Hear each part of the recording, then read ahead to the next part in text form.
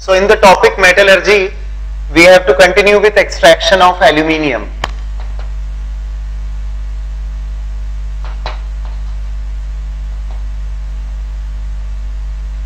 Extraction of aluminium.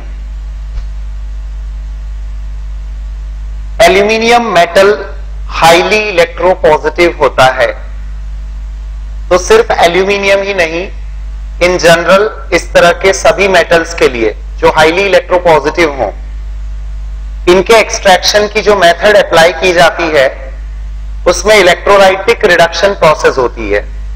मतलब reduction is done by electrolysis. Aluminium, sodium, magnesium, ये वो common metals है जिनके एक्सट्रैक्शन के लिए रिडक्शन प्रोसेस इलेक्ट्रोलाइटिक रिडक्शन होता है।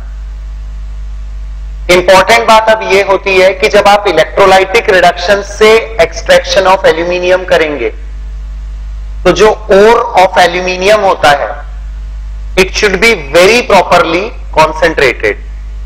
मतलब जब आप इलेक्ट्रोलिसिस के लिए उसको लेते हैं ओर को, तो बिफोर इलेक्ट्रोलिसिस और इलेक्ट्रोलाइटिक रिडक्शन स्टेप आप उसको हाईली प्योर फॉर्म में कन्वर्ट करते हैं। रीजन बहुत सिंपल सा है कि जिस मेटल को आप रिड्यूस करके बाहर करना चाहते हैं, यदि वहां इंप्यूरिटी साथ में ओर के रह जाती है तो इंप्यूरिटीज का रिडक्शन पोटेंशियल इस मेटल से ज्यादा होगा। मेटल बीइंग हाईली इलेक्ट्रोपॉजिटिव, इसका रिडक्शन पोटेंशियल बहुत कम है, और इंप्यूरिटीज यदि ज्यादा रिडक्शन पोटेंशियल वाली है तो सिचुएशन ये डेवलप होती है कि इंप्योर ओर इलेक्ट्रोलाइज करने पर प्रोडक्ट एज इंप्यूरिटीज निकलने लग जाते हैं, इंप्यूरिटीज रिड्यूस होने लगती है। आप मेटल बनाने गए और इंप्यूरिटीज लेकर आ गए, यह स्थिति होगी। इसलिए एक्सट्रैक्शन ऑफ एल्यूमिनियम में जो कॉन्सेंट्रेशन का स्टेप होगा that will be very important. So let us start the topic, जिसमें आप इस बार एक स्पेशलिटी ये देखेंगे कि कॉन्सेंट्रेशन को हम एक स्पेशल तरीके से करने वाले हैं। तो हाउ इज इट डन, उसके लिए देखें। इसका जो ओर यूज किया जाता है वो होता है bauxite. Aluminium is extracted from its bauxite ore. ये होता है hydrated aluminium oxide. Generally bauxite ओर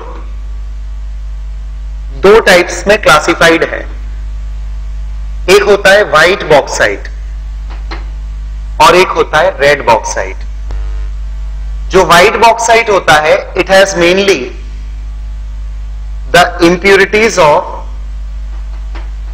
SiO2, इसमें सिलिका की इंप्यूरिटीज होती है। जबकि जो रेड बॉक्साइट होता है it has mainly the impurities of Fe2O3, ferric oxide की इंप्यूरिटीज होती है। तो बॉक्साइट व्हाइट और रेड दो टाइप्स में क्लासिफाइड है। India is a very good source of bauxite ore. तो ये जो अलग अलग रीजन्स में बॉक्साइट ओर अवेलेबल होता है उसमें अलग अलग तरह की इंप्यूरिटीज एसोसिएटेड होती है। व्हाइट बॉक्साइट में इंप्यूरिटीज सिलिका की, SiO2 की होती है, और रेड बॉक्साइट में ये Fe2O3 की इंप्यूरिटीज वाला होता है। और जैसे कि मैंने कहा, मेटल बहुत ज्यादा इलेक्ट्रोपॉजिटिव है जिसको आप रिड्यूस करना चाहते हैं, तो before the electrolytic reduction step ore must be very properly concentrated. तो हम इस बार बहुत ज्यादा एम्फेसिस दे रहे हैं कॉन्सेंट्रेशन वाली स्टेप पर। So the first step will be, वो क्रशिंग, वॉशिंग, ये सब कुछ तो होगा ही। Step 1 is concentration of ore. Ore का जब हम कॉन्सेंट्रेशन करते हैं तो ये केमिकल मेथड से कॉन्सेंट्रेट किया जाता है, and the chemical method used for concentration of ore is different for the two different types of bauxites. जैसे हम बात करेंगे कॉन्सेंट्रेशन ऑफ रेड बॉक्साइट कैसे होता है, पहले हम रेड बॉक्साइट की बात कर रहे हैं। तो कॉन्सेंट्रेशन ऑफ ओर में if the bauxite is red bauxite तो आप इसमें NaOH सॉल्यूशन मिलाते हैं, concentrated NaOH solution, NaOH aqueous. We take a concentrated solution of NaOH इसमें Al2O3 डिसॉल्व हो जाता है, डिसॉल्व होकर यह बनाता है sodium meta aluminate. This is a soluble substance. Simple सा कंसेप्ट यह लग रहा है कि NaOH में Al2O3 ऑफ बॉक्साइट तो डिसॉल्व हो रहा है, but impurities of Fe2O3 dissolve नहीं होंगी। इसका रीजन होता है कि एल्यूमिनियम का ऑक्साइड एम्फोटेरिक है, ये NaOH में डिसॉल्व होता है due to the formation of salt. Amphoteric मतलब जो एसिड के साथ भी सॉल्ट बना ले और बेस के साथ भी सॉल्ट बना ले। Al2O3 बेस के साथ इसलिए सॉल्ट बना रहा है क्योंकि इसका नेचर एसिडिक भी होता है, भी मींस एम्फोटेरिक है इसलिए बोल रहा हूं मैं। तो here you get sodium meta aluminate as a salt. Fe2O3 is only basic, तो ये एसिड के साथ तो सॉल्ट बना सकता है बट नॉट विथ बेस। इस वे में इसको आपने डिसॉल्व कर लिया, इंप्यूरिटीज डिसॉल्व नहीं हुई। कंक्लूजन, आपने कॉन्सेंट्रेशन की एक ऐसी स्टेप फॉलो की है जिसमें ओर सॉल्युबल है, एक एप्रोप्रिएट रिएजेंट का यूज किया जिसमें ओर तो सॉल्युबल है बट इंप्यूरिटीज इनसॉल्युबल है। केमिकल मेथड ऑफ कॉन्सेंट्रेशन जिसमें आप ओर को एक एप्रोप्रिएट रिएजेंट में डिसॉल्व करते हैं और इंप्यूरिटीज डिसॉल्व नहीं होती, उसे कहा जाता है leaching. Yes, this is leaching of ore. Bauxite का लीचिंग प्रोसेस किया जाता है यूजिंग एक्वस NaOH। इसके बाद आप फिल्टर करके Fe2O3 और सोडियम मेटा एल्यूमिनेट इनको आप सेपरेट कर लेते हैं। अब आपका जो सॉल्यूशन होता है सोडियम मेटा एल्यूमिनेट का, इसे आप डाइल्यूट करिए। On dilution it starts giving the precipitates of aluminium hydroxide. It's obtained as a white precipitate.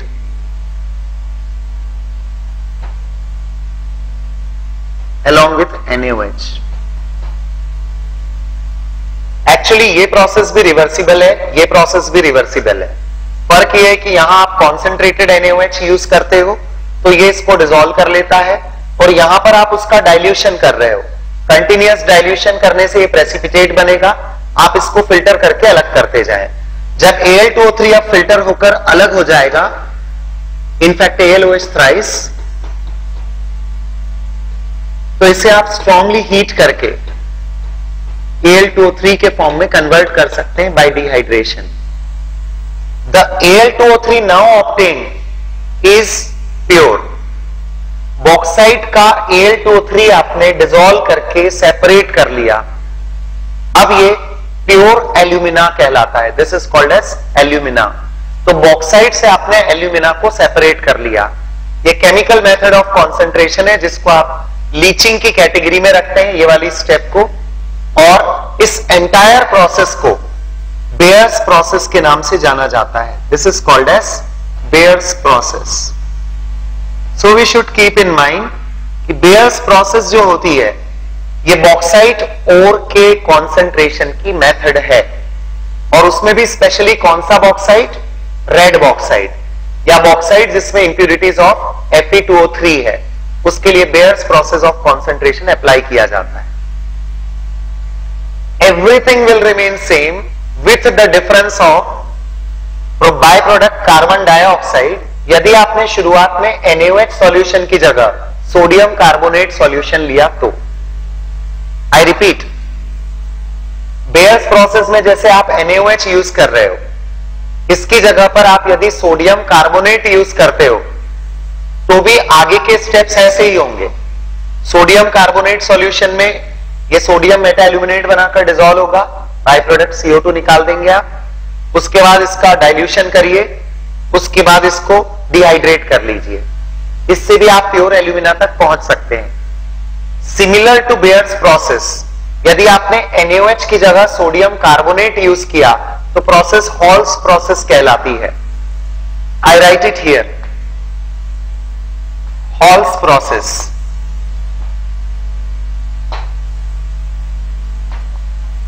It is similar to Bayer's process,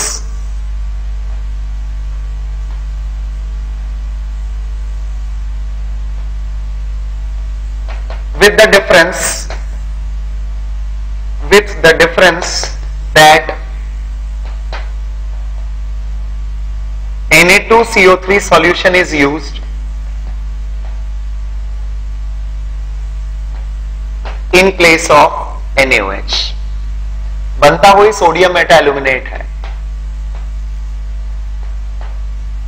सब कुछ वैसी ही स्टेप्स है। हॉल्स प्रोसेस तब कहेंगे आप जब सोडियम कार्बोनेट सॉल्यूशन का आप एल्यूमिना को डिसॉल्व, बॉक्साइट को डिसॉल्व करने के लिए यूज करते हैं। ये दोनों बातें हो रही थी रेड बॉक्साइट को लेकर। Now if the bauxite is having impurities of SiO2, मतलब व्हाइट बॉक्साइट हो, तो कॉन्सेंट्रेशन का क्या तरीका होता है? Just look at this point. ये एक दूसरा प्रोसेस है। इसमें आप क्या करते हैं, एल्यूमिनियम के ऑक्साइड के साथ कोक विथ नाइट्रोजन ये यूज करते हैं, इसे हीट करते हैं। एग्जैक्टली ये होता है कि बॉक्साइट ओर में कोक मिलाकर हीटेड मिक्सचर पर नाइट्रोजन गैस पास की जाती है। बॉक्साइट ओर में कोक मिलाकर हीटेड मिक्सचर पर नाइट्रोजन गैस पास की जाती है, जिसके कारण एल्यूमिनियम नाइट्राइड प्रोडक्ट बनता है along with carbon monoxide, ALN product होता है। ये जो एल्यूमिनियम नाइट्राइड बना है ऑन हाइड्रोलिसिस, अब आप इसको सेपरेट करके हाइड्रोलाइज करवा लीजिए। ऑन हाइड्रोलिसिस ये फॉर्म कर लेगा एल्यूमिनियम हाइड्रोक्साइड और लिबरेट करता है अमोनिया। वंस अगेन जो एल्यूमिनियम हाइड्रोक्साइड बना है it is obtained as a white precipitate. अब आप इसको डिहाइड्रेट कर लीजिए, similar to the previous case. Strong heating से ये डिहाइड्रेट होगा and finally what we get is Al2O3, that is pure alumina. ये वाली जो मेथड ऑफ कॉन्सेंट्रेशन है ये व्हाइट बॉक्साइट के लिए अप्लाई की जाती है, जिसमें कार्बन से SiO2 का भी रिडक्शन हो जाता है and it can be easily separated.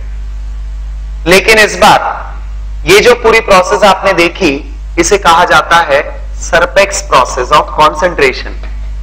इसे बोलते हैं सरपेक्स प्रोसेस। कई बार आप इंपॉर्टेंट क्वेश्चंस में देखेंगे कि सरपेक्स प्रोसेस में वो पूछते हैं आपसे बाय प्रोडक्ट कौन सा होता है। You get an important by product ammonia. Serpeck's process का एक इंपॉर्टेंट बाय प्रोडक्ट अमोनिया है। यहां पर क्वेश्चन इस फॉर्म में भी पूछा जाता है कि सरपेक्स प्रोसेस किस तरह के बॉक्साइट ओर के लिए कॉन्सेंट्रेशन के लिए अप्लाई की जाती है। इवन उससे भी बेसिक लेवल पर यदि हम चले जाएं तो ये भी क्वेश्चंस बनते हैं कि सरपेक्स प्रोसेस कौन से मेटल के एक्सट्रैक्शन के लिए होती है या किस मेटल के एक्सट्रैक्शन से रिलेटेड नाम है ये। इवन इस तरह के भी क्वेश्चंस बनते हैं कि सरपेक्स प्रोसेस एल्यूमिनियम के एक्सट्रैक्शन की कौन सी स्टेप को रिप्रेजेंट करती है, कॉन्सेंट्रेशन, रिडक्शन या रिफाइनिंग। अभी तो बातें सिर्फ first step concentration of ore के लिए हो रही थी। आफ्टर दिस कॉन्सेंट्रेशन आपने देखा होगा कि इससे पहले किसी भी मेटलर्जी में हमने कॉन्सेंट्रेशन वाली स्टेप पर इतना कॉन्सेंट्रेशन नहीं रखा था, इतना हमने फोकस नहीं किया था। उसका रीजन था कि वहां पर मेटल्स बहुत ज्यादा, इतने ज्यादा एल्यूमिनियम की तरह इलेक्ट्रोपॉजिटिव नहीं थे, so it was not a problem. पर जब आप एल्यूमिनियम को एक्सट्रैक्ट करने जा रहे हैं जिसका अपना रिडक्शन पोटेंशियल बहुत कम है, रिडक्शन पोटेंशियल कम होने का मतलब है रिड्यूस होने की टेंडेंसी बहुत कम होना, तो ऐसी सिचुएशन में if any kind of impurities are left वो प्रेफरेंस में रिड्यूस हो जाती हैं। इसलिए ये सारी प्रोसेस हमने करवाई है और इसके बाद आपको pure alumina as a final product मिल चुका है। Whether you follow Bayer's process और यू फॉलो हॉल्स प्रोसेस और you follow Serpeck's process, ultimately आप पहुंच चुके हो प्योर एल्यूमिना पर, मतलब प्योर Al2O3 पर। अब आगे के स्टेप सुनिए। इसके बाद वाली स्टेप तो सिंपल इलेक्ट्रोलिसिस है। Step two will be the electrolytic reduction of alumina जो एल्यूमिना आपने ऑब्टेन किया है उसका इलेक्ट्रोलाइटिक रिडक्शन करना है आपको। अब इसमें इलेक्ट्रोलिसिस मेथड को लेकर एक बात आपको यह ध्यान में रखनी होगी कि आप इलेक्ट्रोलिसिस के लिए जो मिक्सचर लेते हैं वो क्या होता है। That is pure alumina. Along with that इसमें दो सब्सटेंसेस और मिलाए जाते हैं, cryolite and fluorspar. Cryolite and fluorspar. I write it alumina, cryolite, fluorspar। Fluorspar alumina होता है Al2O3, क्रायोलाइट होता है Na3AlF6, फ्लोरस्पार होता है CaF2। इलेक्ट्रोलिसिस के लिए आप ये मिक्सचर का यूज करते हैं। Now why? इलेक्ट्रोलिसिस के लिए आपने इस तरह का मिक्सचर क्यों यूज किया है? जस्ट कीप इन माइंड कि जब आप इलेक्ट्रोलिसिस मेथड अप्लाई करेंगे तो वाटर तो बिल्कुल ही नहीं होना चाहिए इस इलेक्ट्रोलिसिस में, क्योंकि वाटर मतलब H+ आयंस, और H+ आयंस का रिडक्शन पोटेंशियल Al3+ के कंपैरिजन में काफी ज्यादा। तो आप यहां पर केवल इन 3 सॉल्ट्स का या जो सब्सटेंसेस लिया है उनका जो सॉलिड मिक्सचर लेते हैं, अब उसको मोल्टन स्टेट में आप कन्वर्ट करते हैं। You do not use water, आप यूज करते हैं इसमें केवल इन तीनों का मिक्सचर और मोल्टन स्टेट करनी है, उसकी मोल्टन स्टेट में लेना है। तो इस मिक्सचर का पर्पस हम बात कर रहे थे कि इस मिक्सचर का पर्पस क्या है। जो प्योर एल्यूमिना होता है इसके साथ दो प्रॉब्लम्स हैं। एक तो इसका मेल्टिंग पॉइंट बहुत हाई होता है और दूसरा इसकी कंडक्टिविटी बहुत पुअर होती है। Pure alumina is poor conductor with very high melting point. दोनों चीजों को इलेक्ट्रोलिसिस में आपको अपोजिट डायरेक्शन में ले जाना पड़ेगा, तभी इलेक्ट्रोलिसिस आप इजीली कर सकते हैं। दोनों चीजें क्या क्या? जैसे मैंने कहा कि एक तो एल्यूमिना का मेल्टिंग पॉइंट बहुत ज्यादा है, तो एक रिक्वायरमेंट होती है मेल्टिंग पॉइंट को डिक्रीज करना। मेल्टिंग पॉइंट डिक्रीज करने के लिए ऐड किया जाता है फ्लोरस्पार। फंक्शंस याद रखना, कई बार एक्सक्लूसिवली पूछ लिए जाते हैं कि इसका फंक्शन क्या है। तो fluorspar is used to decrease the melting point of pure alumina, जो बहुत हाई होता है उसको डिक्रीज कर देता है। Now cryolite increases the conductivity of alumina, जो प्योर स्टेट में बहुत कम कंडक्टिंग होता है। तो इलेक्ट्रोलिसिस अब आपकी कुछ सूटेबल एनर्जी कंडीशंस में एक सूटेबल टेम्परेचर पर पॉसिबल हो सकता है। सूटेबल फिर भी यहां पर करीब 1000 डिग्री सेल्सियस टेम्परेचर पे ये इलेक्ट्रोलिसिस करवाना होता है। So even that particular temperature, pure alumina लेते तो उतने टेम्परेचर पे भी ये मेल्ट नहीं होता। That is why you have taken this mixture. तो इस मिक्सचर के फॉर्म में इसकी कंडक्टिविटी भी बढ़ गई। कंडक्टिविटी किसने बढ़ाई है? रिमेंबर, क्रायोलाइट ने बढ़ाई है। और मेल्टिंग पॉइंट डिक्रीज किसने किया है? फ्लोरस्पार ने किया है। अब आप इस मिक्सचर को इलेक्ट्रोलाइज करवाते हैं, लेकिन इलेक्ट्रोलाइटिक जो सेल यूज होता है उसके बारे में थोड़ा सुने। इस सेल के अंदर आप जो दो इलेक्ट्रोड्स का यूज करते हैं वो बने होते हैं ग्रेफाइट के। ग्रेफाइट मतलब carbon in its crystalline allotropic form, जो कंडक्टिंग होता है।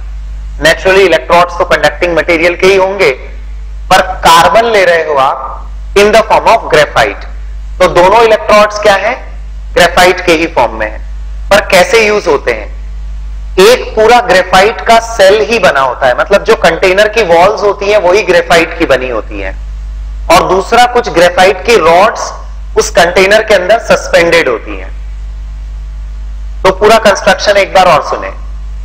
ग्रेफाइट का कंटेनर बना हुआ है और ग्रेफाइट की उसी में रॉड्स सस्पेंडेड है।